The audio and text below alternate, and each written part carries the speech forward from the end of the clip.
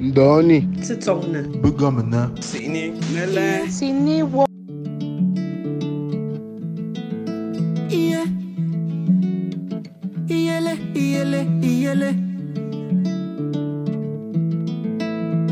Touch Sound Music. Aujourd'hui tout va changer. Yeah. We will make a change. Oh, today not today. Aujourd'hui tout va changer.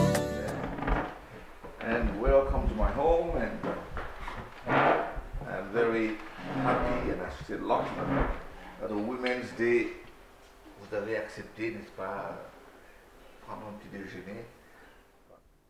Bonjour Paul. Bonjour Monsieur le bâtonnier, Madame, Monsieur, bonjour.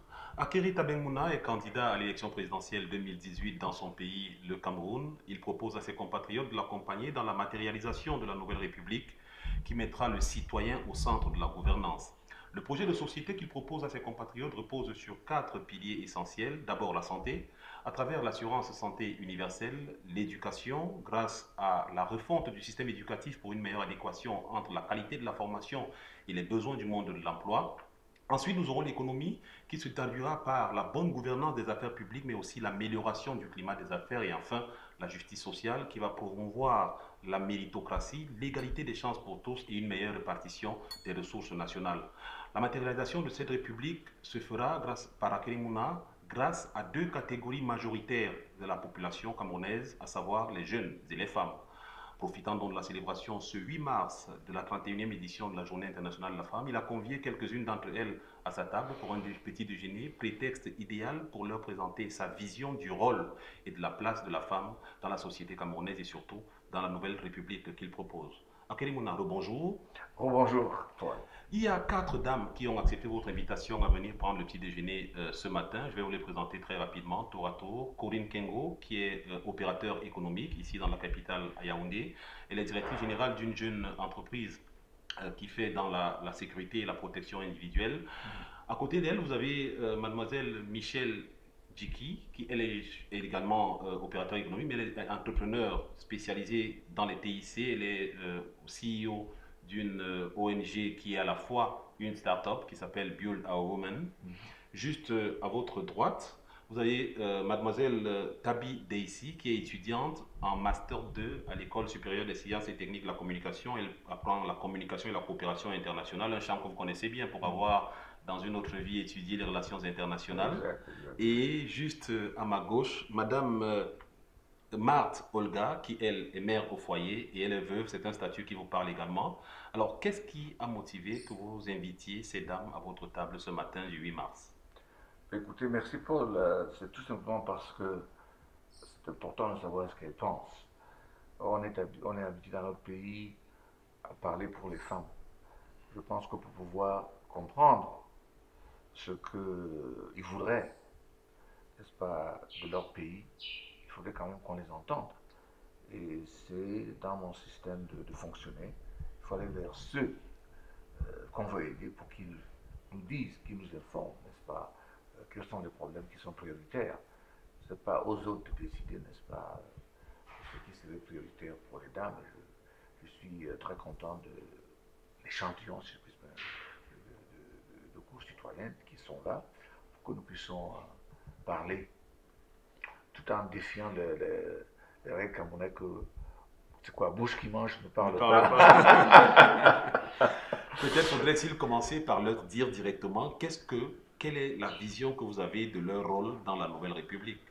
Écoute, je pense que pas plus, c'est seulement le rôle d'être un citoyen à part entière. Je ne pense pas qu'il faille dire que la femme est l'égale de l'homme, mais je pense que tous les citoyens doivent être traités de façon égale. Et dans notre société, ce n'est pas le cas. Il faudrait que ça change. Donc, c'est en fait cela, que la femme puisse avoir les mêmes droits que tout autre citoyen. Ce qui va nécessiter automatiquement un certain nombre de réformes quand on sait que l'institutionnel actuel ne donne pas une place prépondérante à la femme dans la société. On commence par rattraper le passé. Et rattraper le passé, c'est en assurant qu'elle prenne sa vraie place. Et pour le moment, ça ne peut être que la parité. Au Parlement, il faut une parité. C'est désastreux de savoir qu'au Cameroun, Parmi toutes les ambassades, on n'a qu'une seule femme ambassadrice. C'est incroyable. Donc je pense que des choses comme ça, il faut les voir. La parité dans le gouvernement, dans le Parlement, dans les conseils municipaux, et tout ça, il faudrait absolument qu'on commence à y veiller, sans sacrifier la compétence. Je n'ai pas de souci, parce que je pense que les femmes sont autant aussi compétentes que les autres citoyens. Donc, il ne faudrait pas qu'on les aime, bien sûr. Il y a des secteurs dans lesquels l'homme est plus porté que la femme et vice-versa. Hein. En attendant, je pense que par rapport que tu puisses, n'est-ce pas, avoir un enfant. Hein. Justement, parlant d'enfants, les femmes ont des problèmes. La santé est au cœur des préoccupations des dames, d'abord pour elles-mêmes, ensuite pour les problèmes, pour les enfants qu'elles portent, à qui elles donnent naissance. Il faut accompagner ces femmes-là dans leurs problèmes de santé individuelle, pendant leur grossesse, pendant leur maternité. Et après la maternité, il y a le congé de maternité qui sont souvent assez problématiques pour celles qui ont un emploi. Je pense que c'est déjà trop qu'une femme porte un enfant pendant 9 mois. Dès que l'enfant naît, c'est important que la société soit organisée de façon à ce que et l'homme et la femme puissent traiter, n'est-ce pas, upbringing hein, de l'enfant de façon égale. Dans des pays de l'Occident, il y a des congés de paternité qui permettent, n'est-ce pas, à l'homme de partir pour qu'il participe de plein droit. Est-ce qu'il le fera par la suite? Je n'en sais rien. Mais il faudrait qu'il y ait ce cadre qui permette, n'est-ce pas, à l'homme de participer pleinement, n'est-ce pas, à l'éducation et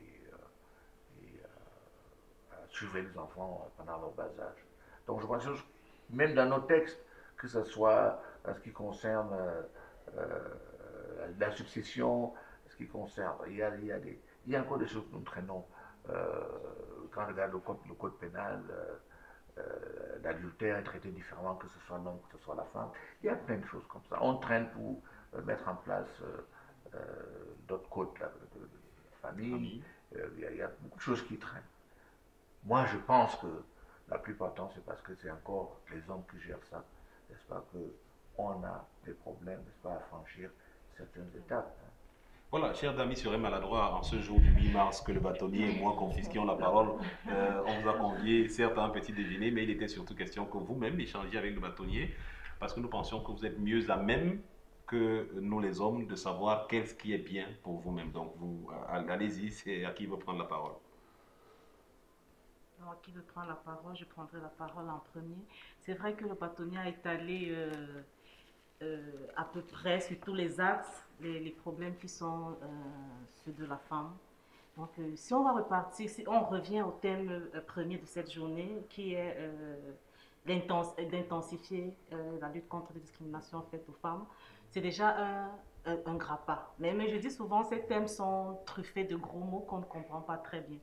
Ok, c'est quoi une discrimination faite à une femme, par exemple? Si on prend chaque domaine précis, on verra qu'à tous ces niveaux, les femmes sont marginalisées, sont mises à part. Donc, je ne sais pas quel domaine est-ce que je vais prendre en premier. Je vais prendre par exemple ce qui me revient de plus. Donc, économiquement parlant, la femme n'a pas droit je ne sais pas comment je vais dire ça, je vais dire par exemple quoi, au financement dans les banques. Donc peut-être elle n'a pas droit parce qu'elle ne connaît pas elle-même toutes les rouages qu'il faut mettre en place pour bénéficier d'un mécanisme, de ce financement. Et je pense que tout ça passerait par l'éducation première qu'on donne à la femme. La jeune fille, dès son bas âge, n'est pas prise en compte. Vraiment, dans une famille par exemple, s'il y a un problème financier, la personne qu'on sacrifiera la première pour ne pas aller à l'école, c'est la fille. Sous prétexte que demain elle pourra se marier, elle pourra trouver un mari qui pourra subvenir à ses besoins. Ok, non. Moi je pense que la première pierre qu'on mettrait pour résoudre tout ça, c'est l'éducation. Éduquer la femme à se prendre en charge d'abord elle-même. Parce que plus une femme est épanouie, plus une femme est, je ne vais pas dire indépendante, mais plus elle sait gérer ses ressources, plus elle sait de quoi elle est capable, mieux elle rayonne autour d'elle. Donc, premièrement, c'est ce que je voudrais dire. Donc, qu'on refasse l'éducation, qu'on refasse, c'est peut-être le programme éducatif, en mettant au centre le bien-être de la femme. Le bien-être de la femme, lui prouver qu'elle peut par elle-même apporter plein de choses pour vraiment, comme on a dit, un développement durable de notre pays. C'est extraordinaire parce que je causais avec certaines personnes hier et je leur ai dit que c'est difficile de trouver un foyer dans lequel la femme n'est pas ordonnée, paresseuse, qui boit et que vous avez un enfant qui réussit. C'est très difficile. Pourtant, il y a plein de foyers où le père ne travaille pas, il est soulard, il est fainéant, mais l'enfant réussit. Ça, c'est le travail de la femme. Je raconte souvent cette histoire qui m'a marqué. Je partais pour une audience à Douala. Je suis parti de Yaoundé vers 6 h du matin, 5 h 30. Arrivé à Bankomo, j'ai vu une maman qui vendait et des bananes et les bobos. Je revenais de Douala vers 23 h 30. J'ai vu la même femme. Je me suis dit, mais ce sont ces gens qui font tourner le pays. Le travail, elle y est. Derrière, on ne sait pas combien d'enfants. Peut-être même l'homme aussi, derrière, vit de ce qu'elle fait. Donc je pense qu'on ne peut pas lui dire plus ce qu'elle a dit, le rôle de la femme. So what do you think? Barrister, I still believe that there is a lot of issues concerning violence in the middle of women. Mm-hmm. So we see women, young girls, mothers, who are still prone to sexual violence. Mm-hmm. And they've been talking about struggling to eradicate, not completely anyway, struggling to fight against the violence done on women and so on and so forth. But we still see a high level, a high percentage of young girls who are abused sexually every day. So I think if the government accentuates on it, it's going to help bring up the credibility and the various values that are deposited in a young girl. For example, if a young girl has to be raped, she undergoes a lot of psychological trauma. Even if she's enrolled in school, it still contributes negatively. Most times, people do not care about what she may think. Okay, sometimes she may undergo a lot of stress and maybe she's not taken to the hospital. The parents will want to hide it. Okay, that if they report it maybe to the various authorities, it's going to bring out a very bad image on the family. So I still believe that much has to be done on that domain. I agree with you. The issue of harassment of women is serious in our country. I mean, not to talk of when women are forced because of their own needs, students in school who are forced because they need to succeed, which is really part of a society where corruption is increasing. So the woman who doesn't have the money is almost forced to use her body. So I agree with you. Our society hasn't focused a lot on the harassment of women because it's a man's world. But I think that must change. Women need to be protected against harassment, and we need to take the problem seriously about rape. And as you said, we need to have a system where women are taken care of psychologically after this traumatic experiences. I think what you're saying is really in the heart of the respect because you can show to a woman, because there's no point for us making all these discussions when we have a society that treats violence to women as just another issue. Donc je pense que... Qu'est-ce que vous en pensez de cette histoire de violence faite aux femmes? Est-ce que vous pensez qu'il y a des choses à faire? Selon vous, que devrait faire la société pour éradiquer? au moins prévenir. Effectivement, la prévention, je crois que ça dépend de la famille dans laquelle on a été élevé. Parce que si dans cette famille-là, il y avait violence, ça devient comme si c'est un gène qui reste dans le sang. Quand on a vu un père violent, on a tendance à être violent aussi. Parce que moi, j'ai subi cette violence-là, de cette violence-là, j'en ai même gardé des séquelles. Et c'est après que je saurais que mon beau-père était violent. Donc j'ai compris pourquoi mon mari a été violent. Moi, je pense qu'il faut que l'éducation commence au niveau de la base qui est la famille. Parce que l'État ne peut pas vraiment agir sur un violent qui porte déjà en lui ce malaise-là.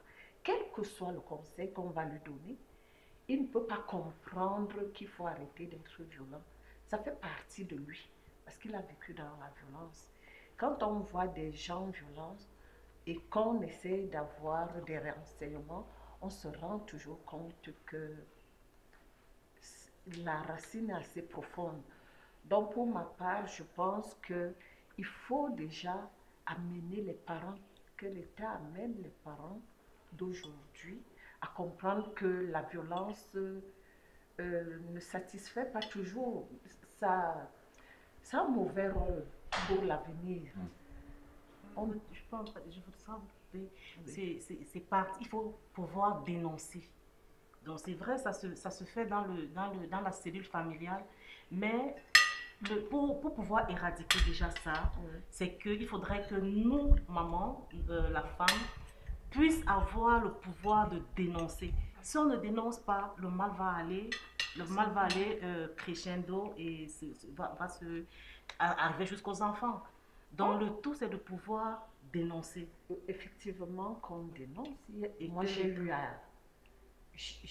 parlé, j'ai même rencontré les associations pour. Et peut-être au moment où je rencontrais ces associations-là, le mal devenait aigu. Moi, je pense pour ma part qu'il faut élever le jeune garçon. Il faut que le garçon respecte la fille dès le bas âge. Parce que parfois, les violences, même là, commencent au niveau des jeux des enfants. Vous allez remarquer quand les enfants jouent à l'extérieur, le garçon est toujours un peu plus violent. Or, la fille est maternelle. Donc maintenant, il est question de faire comprendre aux garçons que, en clair, quoi qu'il y ait parité, vous êtes le protecteur de la jeune fille. Pour qu'ils comprennent que dans l'avenir, s'il a protégé sa propre sœur, il va faire pareil avec son épouse. S'il ne protège pas sa sœur, il ne peut pas protéger son épouse. Parce que c'est exact. Je suis d'accord avec vous que ce que vous dites va dans l'angle de la prévention. Mais dans notre société, il y a des gens qui ont déjà subi cela.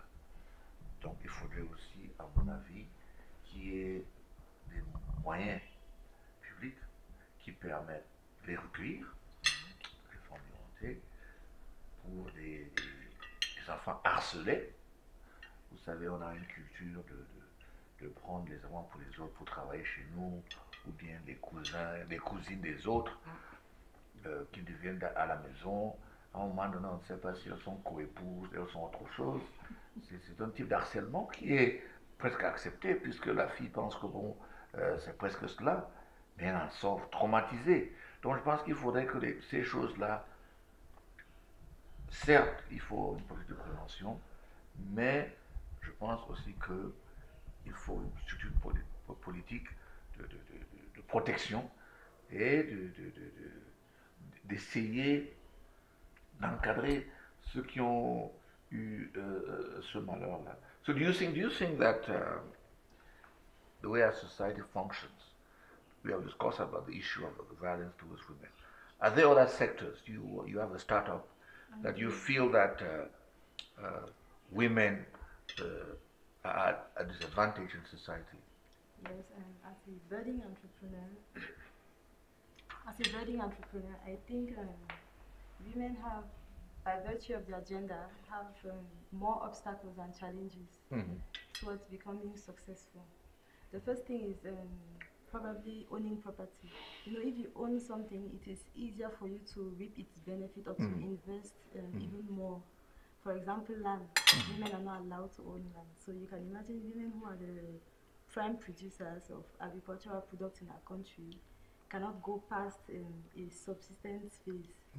They always remain at a very basic level where they have to just use what they produce to take care of their families. But I think if women own this land, it is easier for them to scale up, to maybe get a loan from the bank, yeah, or to maybe have employees, and like they will have more lagnac, as they call it in French, yes, to push Courage, the courage to push their businesses further. The fact that they do not own the property or the land, and that someone else, usually a husband or a brother, has to tell them what to do or how to do it, it smooths them.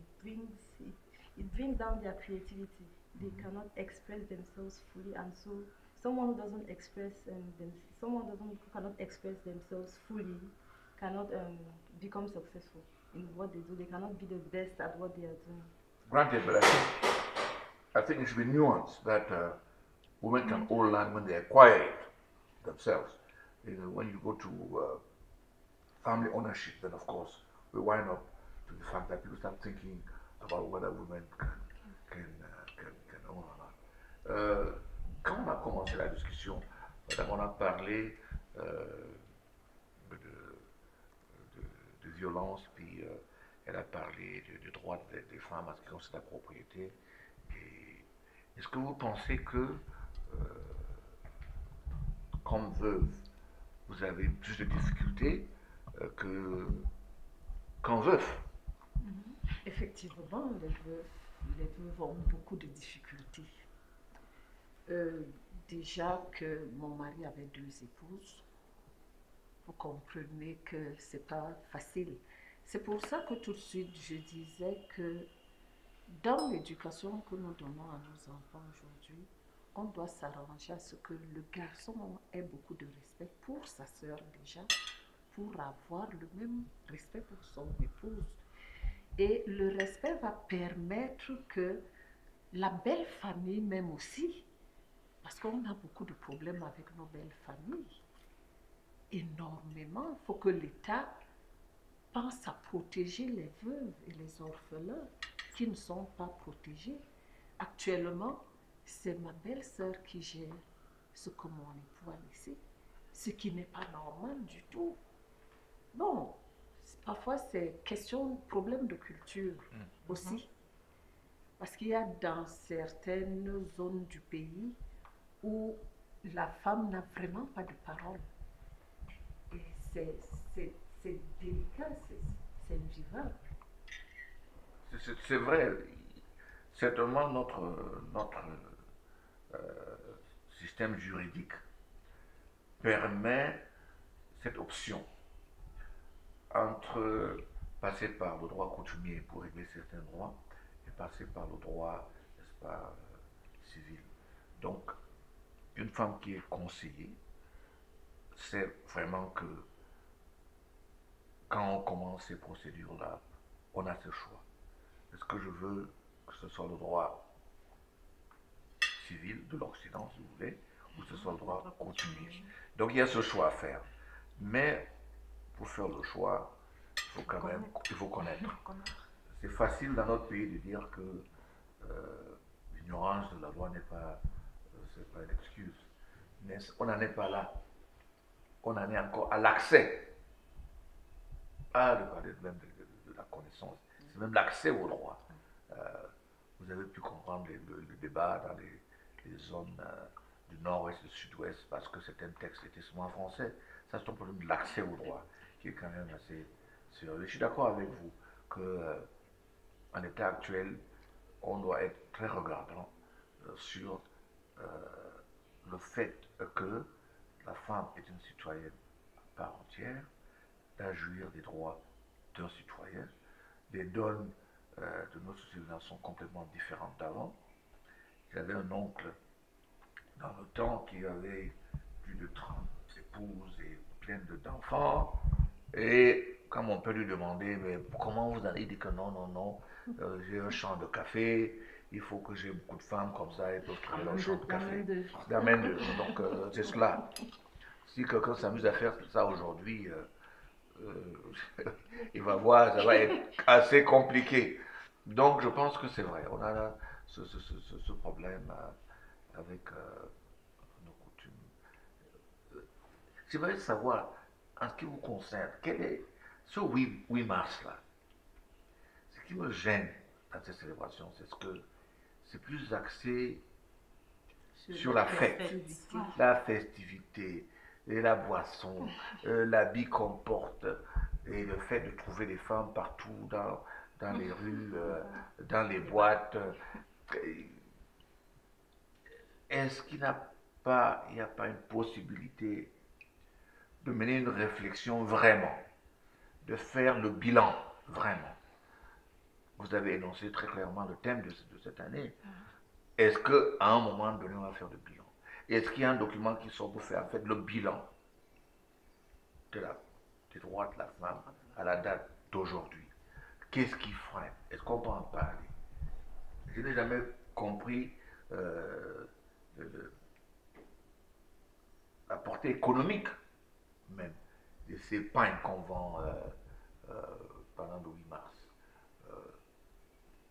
Qui en bénéficie? Comment est-ce que c'est commercialisé? Est-ce que c'est possible que de ces ressources-là, on puisse en dégager pour soutenir les problèmes dont on a parlé, des projets des femmes? Est-ce qu'il n'y a pas moyen d'y mettre une espèce de taxe, ou bien que la TVA qui est encaissée pour la vente de ces pains-là aille pour créer un fonds spécial? Je ne sais pas. Je vous pose la question. Tout à fait, mais si c'était dans ce sens-là, je pense que nous tous ici autour de la table, on porterait le pain. Si on dégageait certains fonds pour allouer au bien-être de la femme, pour allouer à un projet de la femme, je pense qu'on prendrait nous tout le pain. Je ne mets pas ce pain, pas parce que je revendique quelque chose, parce que je ne trouve pas son utilité, je ne trouve pas c'est que ça m'apporte de porter ce pain le 8 mars. Donc c'est pour ça que je ne mets pas le pain. Maintenant, à contrario, si on se dit un matin, ok, chaque fois qu'une femme achètera un pain, 10% de montant de ce pain sera alloué, je ne sais pas, peut-être à un orphelinat, peut-être, là ça encouragerait encore peut-être à porter ce pain. Bon, maintenant, ce qui est curieux, c'est qu'on appelle cette journée la fête des femmes. Est-ce que c'est vraiment la fête des femmes? C'est journée internationale des droits. On enlève souvent droit là. Généralement, quand on dit journée internationale de la femme. Donc, on revient à la journée internationale des droits de la femme. Et que la femme elle-même comprenne ce que c'est. Donc, elle se dise, ok, s'il y a ces droits, c'est quoi mes droits? Qu'on aille vers l'éducation, qu'on aille vers le savoir. Qu'est-ce qu'on devrait revendiquer? Qu'est-ce qui ne va pas dans ma vie? Qu'est-ce qui freine? Donc c'est vrai que chaque femme dirait, bon, moi, ceci ne marche pas. Qu'ensemble, ce jour, on essaie de se mettre pas forcément ce jour, que les femmes apprennent à se soutenir déjà elles-mêmes, parce que c'est vrai, on a toujours tendance à penser que c'est l'homme qui a un lot pour la femme, mais la femme elle-même est un lot pour elle-même d'abord. Donc, qu'on essaye déjà entre nous-mêmes, des fois, d'avoir des cercles de réflexion, des cercles qui nous amènent, dans lesquels on peut penser des projets, dans lesquels on peut s'éduquer mutuellement. Donc, celles qui sont un peu plus instruites pallient au retard que la jeune fille n'a pas à l'école, par exemple. Donc, c'est ce genre de cercle de réflexion que je pense qu'il faudrait mettre sur pied tout le long de l'année, et que ce jour du 8 mars, on s'assoit et on fait un bilan. On se dit, ok, voilà ce qui était prévu durant l'année, quelles sont les réalisations, qu'est-ce qu'on a pu apporter de nouveau à nos consoeurs, à nos jeunes sœurs. Voilà, un peu, c'est moi dans ma posture, c'est ce que Parce que j'ai essayé de regarder les journaux ce matin. on a tendance à dire que les 8 femmes ou les 10 femmes qui ont réussi, Les 30 femmes qui les ont 30 réussi, femmes oui. ont réussi. Mhm. Mais ce serait intéressant de faire aussi une analyse des personnes qui ont des capacités certaines, qui sont des femmes, mais qui n'ont pas pu avancer de par le simple fait que notre société réserve un traitement différent, qu'on soit l'homme, qu'on soit la femme. Donc je pense que c'est là qu'est le problème. Le problème, ce n'est pas bien sûr, de chanter les louanges de la réussite, mais, comme elle a si bien dit, c'est le droit de la femme.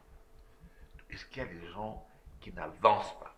Il y a des dames vaillantes dans notre qui n'avancent pas. Je vous donne l'exemple que je ne comprenne pas que dans notre pays, il y a une seule femme ambassadrice, une seule. Elle est à La Haye. Une dame que je connais, intelligente, vaillante. Est-ce que c'est tout ce qu'on peut avoir? C'est la question que je pose. Donc, c'est dans cet angle que je pense qu'il y a des choses à faire. You were a student before. What do you think are the basic difficulties of a young student? Do you think university education is difficult, harder for a woman to go through than it is for a man, or you think it depends on the lady herself? Okay, I might shoot myself in the leg right now, Yeah. but I think this is actually a good time to be a woman. If you are an intelligent woman, if you know how to be, if you have an entrepreneurial spirit, it Yeah. will be easier for you if you are a student. Because actually there are more opportunities that are given to women in order to make up for the gender gap in most sectors. So That's a good story. yes, so women, the advice I can give is that they should sit up more for themselves. They should develop some vision, and they should maybe ally themselves more to the men, because the men have this already. They have been given that advantage throughout evolution to be leaders, and they already have the networks in place. So women might do themselves some good by tapping into these networks and pushing themselves ahead.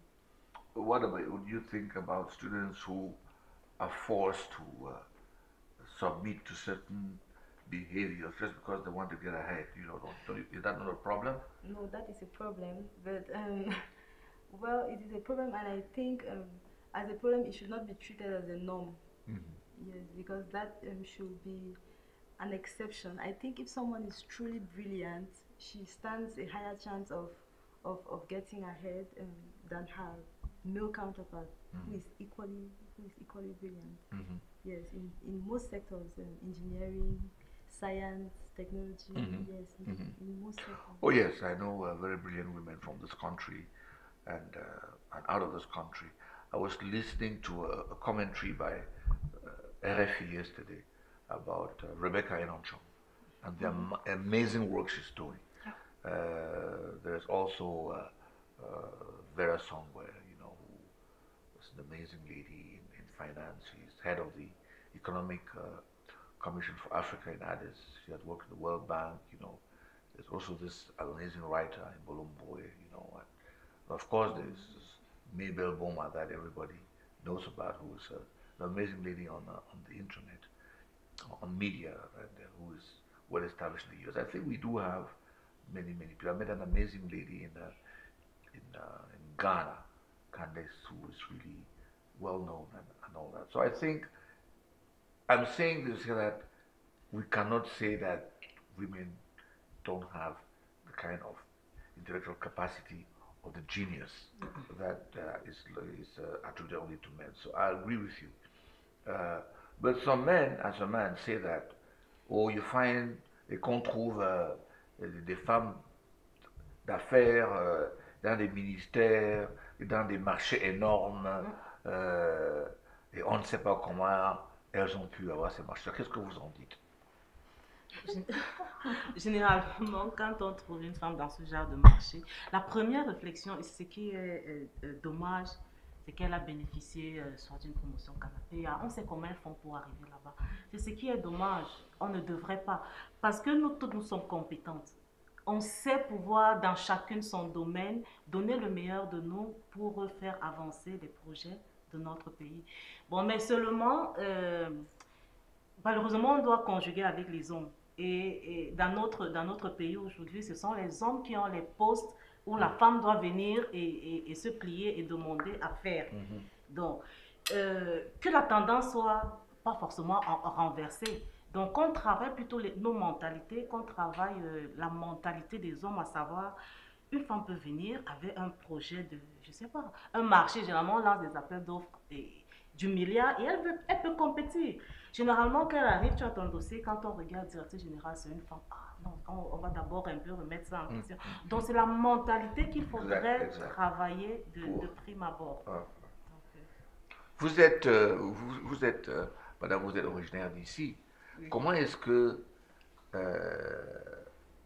parce que moi, j'ai d'avis qu'il y a certaines villes qui subissent une pression foncière à cause du fait que ce sont des pôles, soit politiques, soit économiques, soit commerciales, ou des pôles où l'activité économique, donc dans des villes comme Yaoundé, Douala, maintenant bientôt Kribi, Bafoussam, d'ailleurs même Bamenda, et les endroits où l'État a une grande activité qui pousse l'État donc à exproprier les terres pour pouvoir, une veuve originaire du centre de Yaoundé surtout, comment est-ce que vous vivez ce problème de foncier, le problème d'expropriation, et tout, comment vous vivez ça? C'est très difficile pour nous, nous autres autochtones de la ville de Yaoundé, parce que on se voit carrément nos terres arrachées. Et je peux dire que les terres sont arrachées par le pouvoir public, parce que quand on signe un décret d'expropriation, parfois il n'y en a même pas. Il y a eu un seul, pour ma part, il y a eu un seul décret d'expropriation pour le recalibrage du Mfundi, où nous n'étions même pas concernés. Pourtant, le recalibrage passait sur nos terres. Il y a eu le réalignement du chemin de fer Yaoundé. Normalement, ce réalignement devait s'arrêter à la gare d'Omboli. Mais nous n'avons jamais su, c'est ce que le décret dit, mais nous n'avons jamais su par quelle alchimie l'État a traversé la gare d'Omboli pour se retrouver à la gare d'Ombogada. Nous avons perdu nos terres sans indemnisation. La dernière en date, je crois que c'est 2015, c'est lors des travaux des routes en Vogatambala, qui se trouve être mon village. Il n'y a même pas eu de décret de déclaration d'utilité publique. Les travaux ont commencé sans décret. Il y a eu des casses. On est entré dans des terres titrées. Auprès des médias, ils ont déclaré que ces terres n'avaient pas de titre. Pourtant, nos terres sont titrées. Donc, nous le vivons tellement mal. Et nous espérons qu'un jour, nous trouverons solution à nos problèmes. Mais moi, je me suis toujours posé la question de savoir, est-ce que vraiment nous allons trouver solution à ces problèmes? L'État avait dit, après 30 ans, l'affaire est classée. Et ces dossiers dont je vous parle, c'est des dossiers qui ont dépassé 30 ans. La régie, par exemple, c'était en 1975. Le recalibrage du Mfundi, c'était en 1985. Moi, j'ai été orphelin, j'ai perdu mon père, j'avais 6 ans. Donc, nous restons orphelins très jeunes. Notre mère n'a pas été à l'école. C'est parce qu'elle a osé nous envoyer à l'école. Je suis infirmière de profession. Elle a osé nous envoyer à l'école qu'à un moment donné, on a ouvert les yeux pour se demander qu'est-ce qui ne va pas. Moi, j'ai été enfermée par 2 fois pour les routes. Le commissaire du commissariat du 3e arrondissement m'a arrêté par 2 fois parce qu'il a trouvé que j'en faisais trop. Est-ce qu'on en fait trop quand on revendique ses droits? Je ne sais pas si on en fait trop. Je sais que un des problèmes les plus sérieux de notre pays, c'est le problème foncier. Et il faudrait faire quelque chose. Moi, je suis avocat depuis 40 ans et je sais que c'est une histoire qui est complètement gérée dans l'opacité. La corruption règne de façon puissante, le favoritisme et le trafic d'influence. Et je pense que, quelle que soit l'histoire de trentenaires et autres, ceux qui ont utilisé leur position et leur pouvoir pour arracher les terres des autres, ben, ils devront en répondre. Il y a un scandale qui se vit maintenant dans le nord-ouest, dans le sud-ouest, sur les terres de la CDC qui sont rétrocédées. Et c'est un scandale. Les villageois sont complètement spoliés. Je pense qu'on pourra, ces choses-là, quand on va réguler notre système foncier, passer au numérique, on va revoir toutes les origines pour savoir ceux qui ont des... On fera une grande commission qui va essayer de regarder ça. Et généralement, ceux qui pensent qu'ils ont eu des terres de façon irrégulière sont appelés à se déclarer, n'est-ce pas, pour qu'on puisse trouver une solution. Mais ce n'est pas possible de continuer à créer un système où c'est le plus fort qui a raison. Vous êtes autochtone, vous avez dit. Moi, je pense qu'il y a une façon de protéger les autochtones.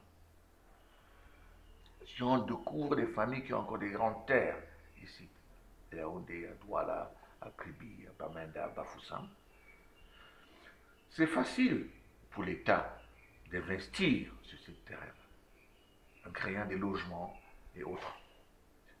Et une partie de ces bénéfices irait pour rembourser les coûts des constructions. Et l'autre, les logements, par la suite, reviendraient à ces familles-là qui vont les protéger. Parce que ce qui nous guette pour l'avenir, c'est de commencer à voir des autochtones qui sont locataires chez eux. Chez eux. Regardez l'Afrique du Sud et autres. C'est un problème que nous aurons à traiter avec. But you as a student in communications, Yes, what do you think, if you were to be asked 3 things that should be done like tomorrow to empower the woman, what would you say? 3 things to be done to empower the woman. First, send her to school. Secondly, let her be open to opportunities. We do not want meager opportunities. I mean gigantic opportunities. For example, you hardly see a woman given a chance to prove herself, except that she really wants to, and maybe she's stubborn. She wants to prove herself, okay, I'm able to do this. If my brother can do this, then I'm able to do this. So I think that should be very important for a lady to be decisive and to think that, no, I don't want to have that inferiority complex. One thing they always put in the mind of a woman is that she's so down there and the man is up there. So if that inferiority complex is taken away, I think she goes a higher mile. So that's why I'm saying that women should be given bigger opportunities to prove themselves. They should not just, when, okay, it's maybe to look for a house girl, they go and call for a lady. Yes, they should, yes. We want opportunities given to us. And I think that's very important. And thirdly, I want to say, please, let us be able to give the woman a rest. When I mean rest, in all aspects. First, you leave the house, you have to get up for your husband, your children, your this, your that, and so much is asked for a woman. So if we are given some of those advantages that we do not have, we'll go a long way to improve, even in the communications department.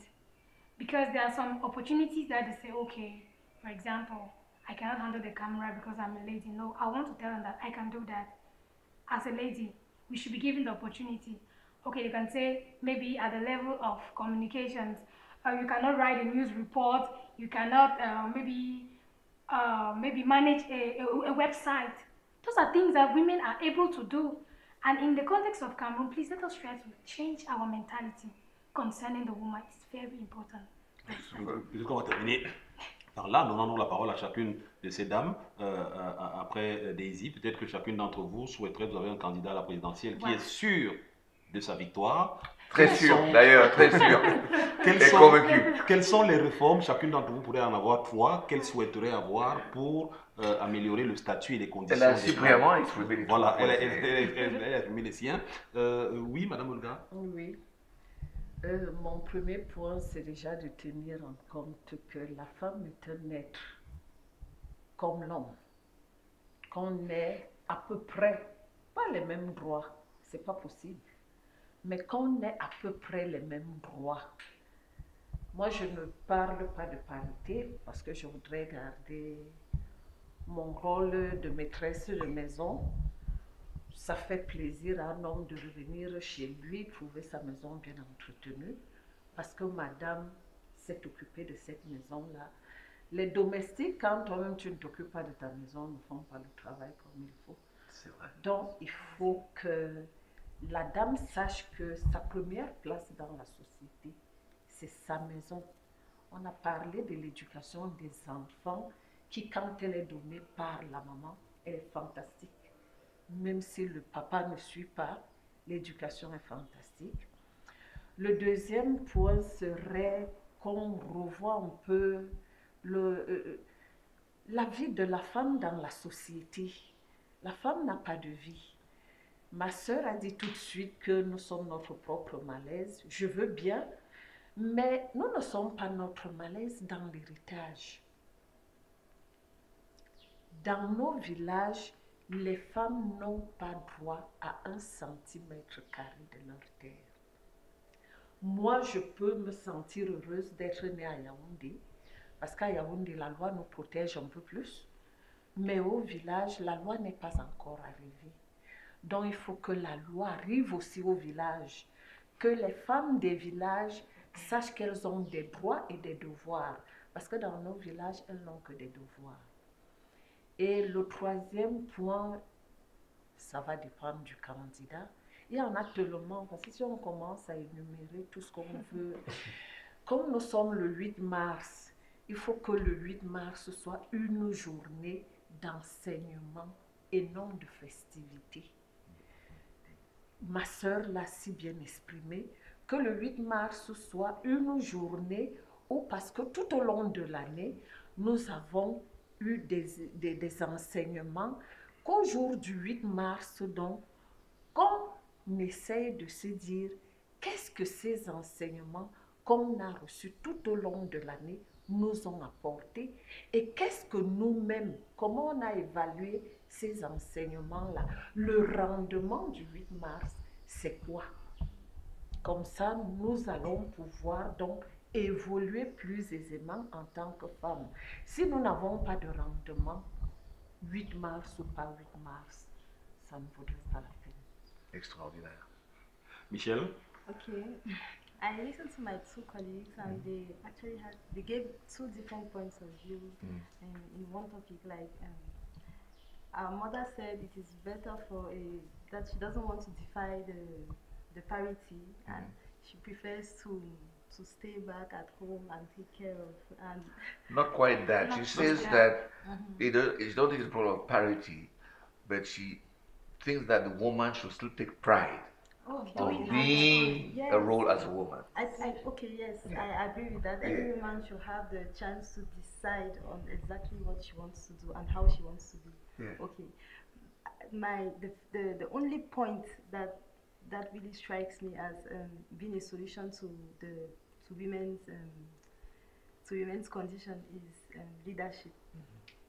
I believe very strongly that if there are as many women as men in leadership positions, it will be easier for both genders to contribute equally to development and push the country further.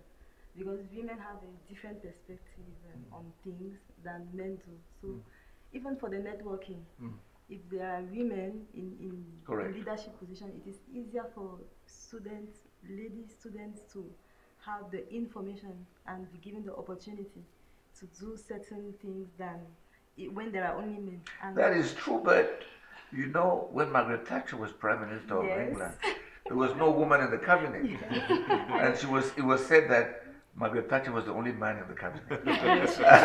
So sometimes it doesn't really pan out. Sometimes when you have a woman who is in leadership position, I can understand that she was really the only man. That is why not only one woman should be there, there are equal men. And Correct. There is Your no point, my one. point is taken. I just brought that Corinne? It's easier for them to have opportunities, but I think I have explained the point. That's why you see there are some women, when they go to the hospital, they say, okay, I want to meet a man, let him attend to me when they're pregnant. Okay, they say the men are more caring, they take care of them more than the women. So, but it doesn't mean that the women are wicked anyway.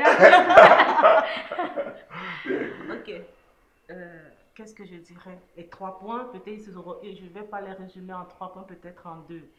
Donc déjà, moi, je pense que pour un meilleur... moi, j'aime l'épanouissement. J'aime le mot épanouissement de la femme. Il faudrait déjà revoir le système éducatif. Maintenant, le système éducatif ne fera pas le tout. Parce que déjà, notre pays est un pays, on dit quoi? PPTE, c'est quoi?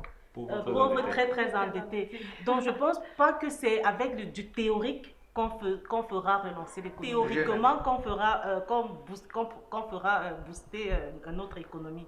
Donc, moi, je pense que on pourrait déjà à la base apprendre les rudiments de calcul de base, mais qu'on accentue plus l'éducation sur tout ce qui est technique, tout ce qui est avant-gardiste, tout ce qui est... et que la femme soit vraiment mise en avant. Donc, celles qui ont, par exemple, je vais dire entre guillemets, réussi dans ce genre de poste, je ne sais pas, qu'on crée des centres, je vais appeler ça comme ça, des centres vraiment liés à l'éducation de la jeune fille. Donc, on l'encourage à aller plutôt vers ces voies-là qui pourront demain être rentables économiquement et financièrement. Parce qu'une femme financièrement stable est celle-là qui rayonne autour d'elle. Je vais encore dire ça comme ça. Donc ça, c'est d'un point. Donc quand on sent qu'on se met plutôt en commission, je ne sais pas si c'est le mot commission, mais en centre de formation, en centre éducatif.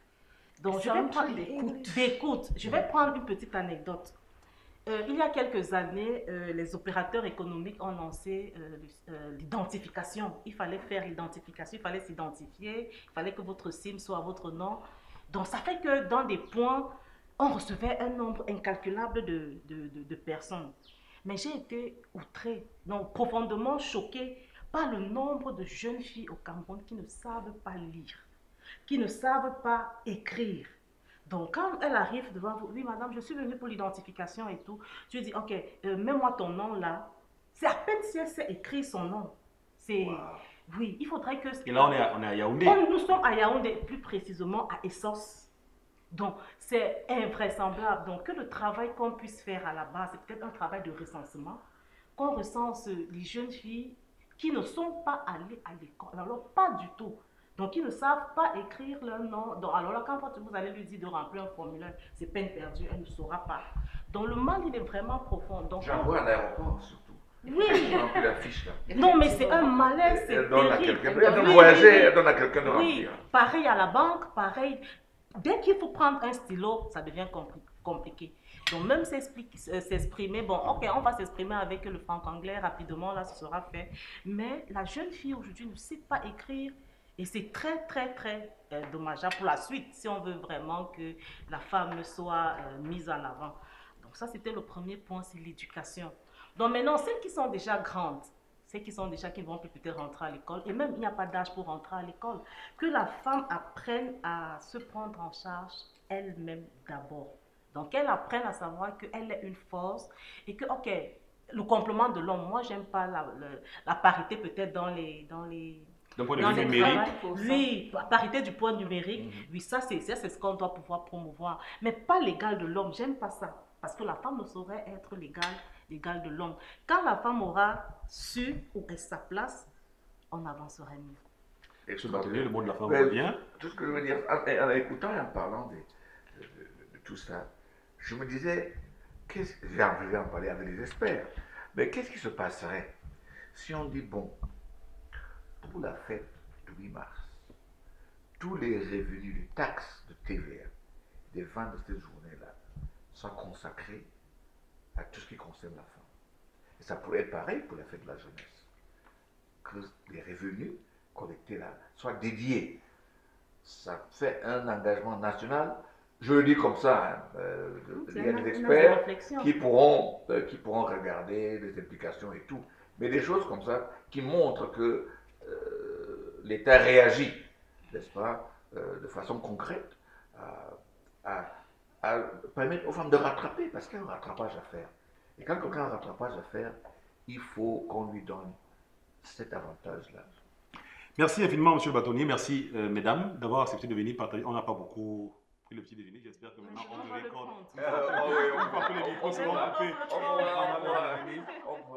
Mesdames et messieurs, c'est le petit déjeuner que le bâtonnier Akerimona offrait donc à ces dames pour échanger avec elles à l'occasion de cette 31e édition de la Journée internationale de la femme. Si vous êtes une femme, on vous souhaite une excellente fête. Si vous êtes un homme, on vous en souhaite également. Merci de nous avoir suivis.